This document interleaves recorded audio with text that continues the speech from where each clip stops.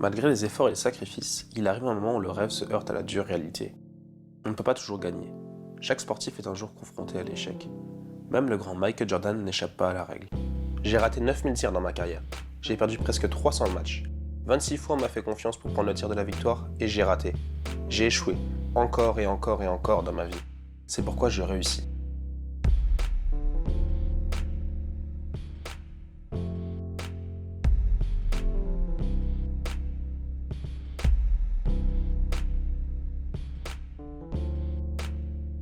Avant de réussir, il faut donc échouer. Pour nos sportifs tricolores en quête d'Amérique, une première désillusion peut intervenir au moment de la draft, l'annuelle bourse aux nouveaux joueurs. Si être drafté ne garantit en rien une place en NFL ou en NBA, ne pas l'être, en revanche, complique d'emblée le chemin pour y parvenir. Ce fut notamment le cas pour le basketteur franco-américain Terry Tarpey III, qui n'avait pas été sélectionné en 2016. No, it wasn't a disappointment. Did I wish I got drafted? Yeah, that would have been great. But I'm also, realistic. My stats senior year weren't amazing, but during senior year, I kind of had my eye on Europe. I was thinking about Europe over the NBA and how I could change my game to fit Europe. So my senior year, I was focused on coming over to Europe and being the best me I can be in Europe. Je veux être le premier, pas le premier français drafté parce que c'était Richard Tardis, mais le premier français depuis Richard Tardis à être drafté. Vraiment être le premier à avoir grandi en France, parti à 19 ans, fait le cursus universitaire et réussi à être drafté. Ça, c'était un de mes objectifs. Voilà, c'est la vie, il faut savoir viser haut. De temps en temps, ça va passer, de temps en temps, ça va pas passer. C'est pas pour autant qu'il faut baisser les bras, quoi. Les premières années à Purdue, par exemple, je suis remplaçant, je joue quelques snaps à chaque match. Mais cette image de fond, elle est jamais partie. Il y a eu des moments de doute, hein. Je suis pas parfait, il y a eu des moments de doute. Et je pense que c'est important que les gens ils comprennent qu'il y a des moments de doute, mais il faut savoir les franchir. Mais non, les derniers matchs à Purdue où vraiment je performe et je fais des performances dont ma fac va se souvenir, hein, on va pas se mentir. C'est vrai que je me dis, voilà, j'ai peut-être ma chance, non pas d'intégrer la NFL, mais peut-être d'être drafté dans les derniers tours. Ça n'a pas été le cas. En fait, quand j'étais à l'INSEP à Paris, j'ai reçu des informations par des amis, des gens qui ont été bien passés, qui ont joué en université, pour avoir des contacts là-bas. Et j'ai eu les contacts avec l'université de Gonzaga, qui était très intéressée par moi. Mais pour y aller en tant que joueur français, il fallait passer un test écrit d'anglais, que je n'ai pas réussi. Et j'ai dû passer à autre chose en fait au final. Et c'est quelque chose que j'ai accepté, mais ce n'était pas le seul moyen d'y arriver. Et je me suis rapidement penché vers les autres moyens d'y arriver. J'avais fait l'Eurocamp de Trévise qui réunit les jeunes prospects européens. Et suite à ça, en fait, mon agent m'a contacté pour m'aider que certaines équipes m'ont demandé à faire des essais de leurs locaux. Et c'était environ un mois avant la draft.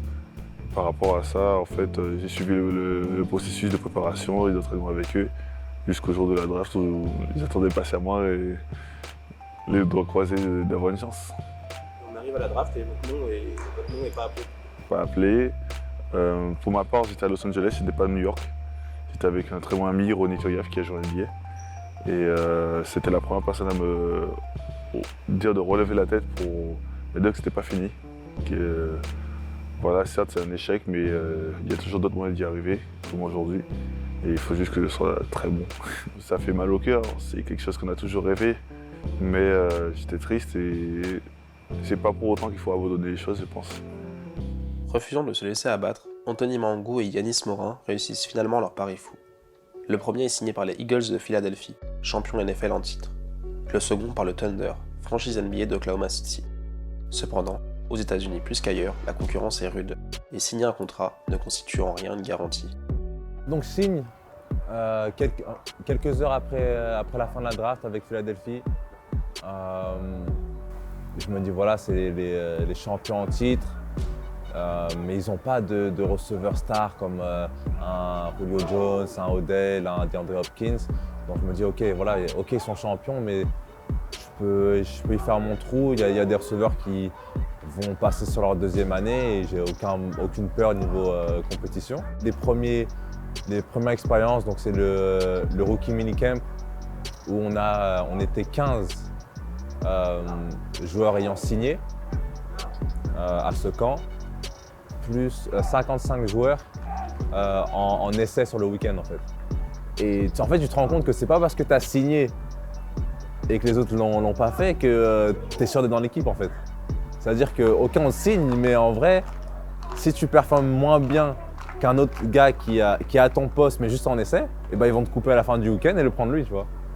Juste après m'être fait couper par Philadelphie, il y avait des équipes CFL qui voulaient me prendre en practice squad, mais je voulais pas y aller parce que ça voulait dire que j'aurais pas pu rejoindre une équipe NFL si une équipe voulait m'inviter à un try-out ou même me signer en practice squad. Donc quand j'ai été coupé, je suis revenu à ma fac pour m'entraîner. J'ai attendu 1 mois et demi. Après 1 mois et demi où j'ai vu qu'il n'y avait pas d'appel, la saison canadienne était presque finie, donc les équipes ne voulaient pas me prendre pour 2 semaines. Et je me suis dit, bon bah ok, c'est pas grave, je signe en CFL l'année prochaine. J'ai signé et au final ils m'ont pas pris à 2 semaines. Enfin, j'ai signé mais ils m'ont coupé à 2 semaines du camp d'entraînement. J'ai pas vraiment su pourquoi. Et il a fallu que je joue quelque part parce que sinon j'allais faire une année complètement blanche. Et j'ai rejoint donc la ligue allemande qui est la meilleure ligue européenne. Et voilà, je me suis amusé, ça m'a permis de reprendre mes repères dans le foot parce que je faisais que m'entraîner, mais je suis un joueur de foot, je suis pas, tu sais ce que je veux dire, je suis un joueur de foot, je suis pas juste un athlète qui fait de l'athlète. On m'a fait signer un contrat semi-garanti et de même, je rentrais très peu en France pour repartir le plus vite possible m'entraîner avec eux. Et la veille du training camp, en fait, je me blesse, je me fais une déchirure au mollet. Et donc je rate au final le camp d'entraînement de préparation. Et suite à ça, ils ont pris logiquement la décision de me mettre avec l'équipe de G-League. Et que j'ai repris avec 2 mois et demi plus tard le championnat. C'est pas vraiment la blessure qui m'a fait mal moralement. C'est surtout en fait que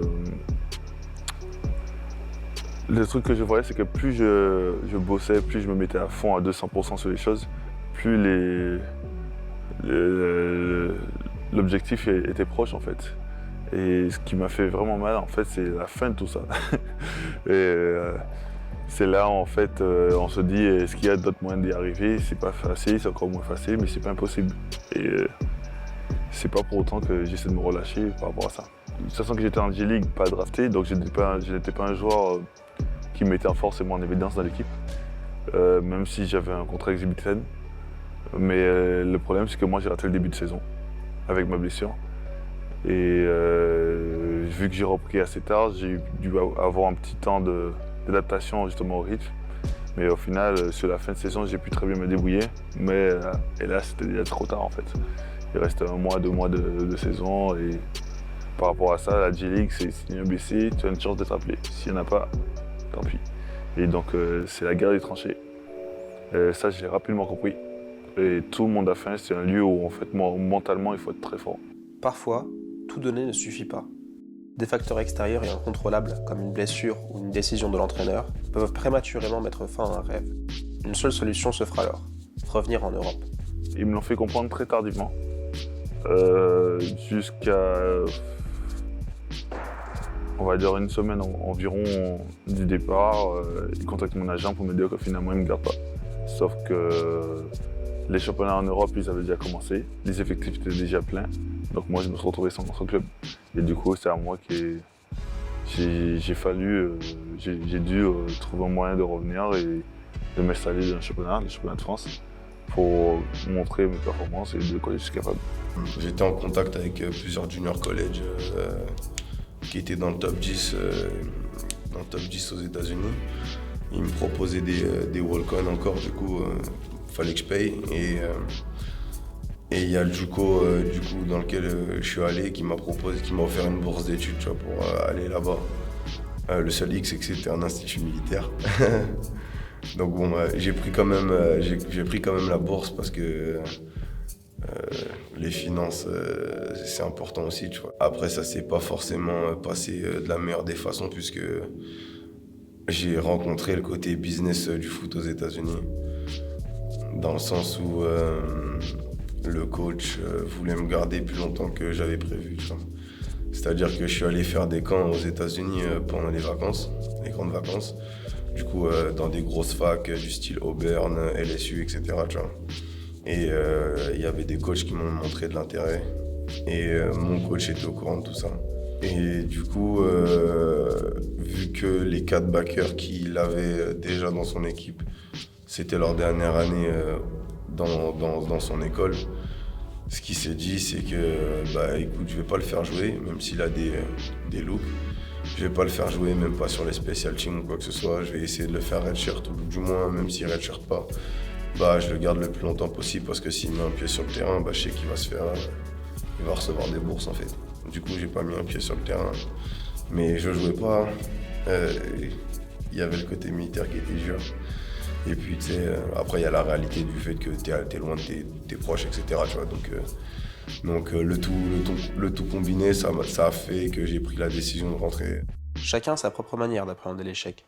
Anthony Dablé est passé par les Giants de New York et les Falcons d'Atlanta, sans pour autant s'y imposer. À 30 ans passés, il s'interroge aujourd'hui sur ce qui a pu lui manquer. Les jeunes loups comme Anthony Mango et Yanis Morin, eux, même de l'autre côté de l'Atlantique, continuent à rêver d'Amérique. Je sais pas si j'avais vraiment un rêve américain. J'avais un rêve de passionné de foot américain français qui voulait arriver jusque là-bas. Ce que moi je voulais, c'était genre vraiment jouer une saison parce que tu as ce sentiment d'appartenance à l'équipe et ça c'est quelque chose que tu perds dans le professionnel. En NFL, chaque semaine tu peux faire une équipe, tu vois.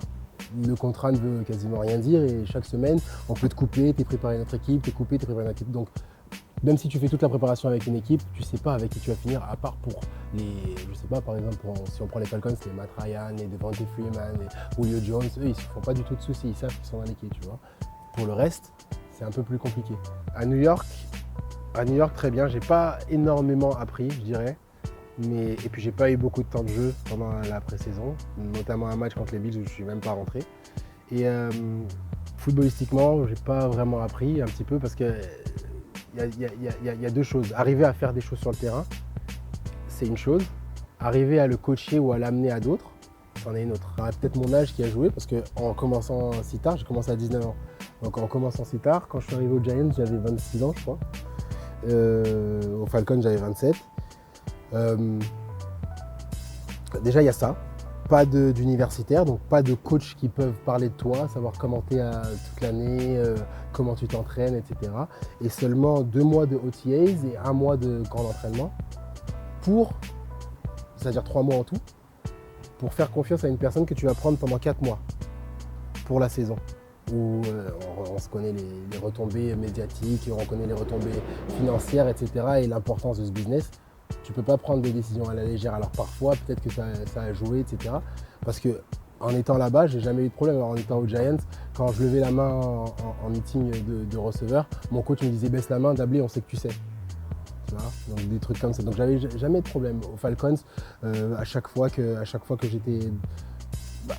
quasiment tous les matins, tous les 2-3 matins, on me changeait de position. Puis je continuais quand même à performer. Donc moi, je pense que c'est le fait... on arrive à maturité tard quand on est européen, si jamais on ne joue pas en universitaire. Et quand tu n'as pas joué en universitaire, il n'y a pas de coach sur lesquels ils peuvent savoir comment tu te comportes et quel genre de joueur tu es sur toute l'année. Ils ont juste un échantillon de toi, 3 mois. Alors tu peux peut-être montrer ton meilleur côté ou montrer ton moins bon côté, mais c'est difficile de peser dans la balance parce qu'il faut savoir qu'il y a beaucoup de choses comme Odell qui se retrouve aux Browns. Pour certaines personnes, c'est un truc de fou. Tandis qu'aux Browns, il y a le coach de position. C'est mon coach de position, enfin le coach de position qu'on avait aux Giants, qui était le coach de position de Jarvis Landry et de Odell à LSU. C'est comme ça que ça fonctionnerait. Je te connais, je te fais confiance, t'es un bon joueur. Partout où je vais, je te prends avec moi. Moi, je connais personne et puis j'en parlais avec les gars tout à l'heure, c'est quand tu joues en France, à la fin du match, tu vas voir tes potes. Et puis tu parles. Quand tu finis un match en NFL, tu connais personne. Donc tu es là, tu regardes et après tu vas au vestiaire. C'est différent en fait. T'as un sentiment, t'appartiens pas au truc, à la manière dont ça doit se passer en fait. Donc c'est difficile de percer. Moi, je préfère juste me dire que j'ai juste pas été assez bon. Moi, je préfère me dire ça. Je préfère me dire que j'ai pas montré qui j'étais réellement ou montrer le potentiel qu'il y a en moi. Et me dire ça, ça me pousse à travailler plus dur plutôt que de me trouver une excuse. Même s'il y a des milliers de facteurs, et ça les plus grands sportifs, surtout dans un business pareil, ils savent qu'il y a beaucoup de facteurs politiques, facteurs de nombre. Ça, on ne contrôle pas et je préfère pas m'occuper de ça. En fait. Je préfère me dire que voilà, j'ai pas dans ma tête, malgré tous les facteurs, si j'avais été le meilleur des meilleurs, le fait que je sois français, le fait que je sois undrafted, ça aurait rien changé. La France, par tout ce qui s'est passé historiquement, on a un vivier que ce soit dans le domaine des arts, un vivier dans le domaine sportif.